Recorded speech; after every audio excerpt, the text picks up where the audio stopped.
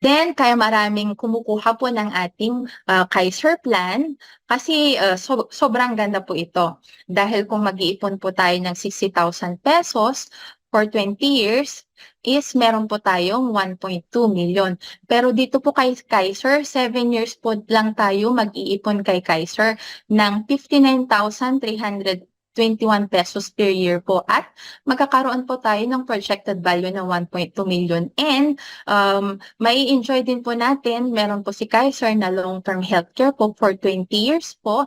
And then, meron pa po tayong benefits na healthcare po for 7 years. And then, meron po tayong 13 years na long-term care po. And meron po tayo ditong 20 years life insurance.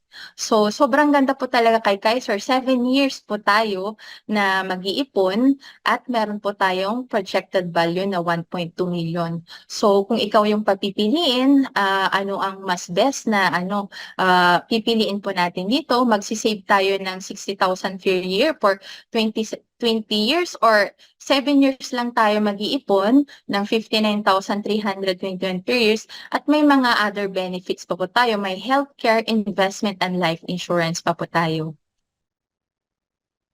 So dito, natutunan natin na at maraming kumukuha ng mga breadwinner at OFW po ng Kaiser nila kasi meron na po itong investment, protection, and healthcare po. Nadya-jumpstart na po niya yung ating solid financial foundation po. Yun nga po na natutunan natin kanina na si Kaiser is meron na pong healthcare insurance investment. Kaya ang ating brand ambassador po ng Kaiser na si Daniel Padilla po, kay Kaiser daw po is nasa yun na ang lahat, sabi po ni Kaiser. Kaya sa mga interesado po na matutunan pa yung mga other benefits po ni Kaiser, you can email me at fernandezjanice01@gmail.com po. So according to Jack Ma, buying insurance cannot change your life, but it prevents your lifestyle from being changed.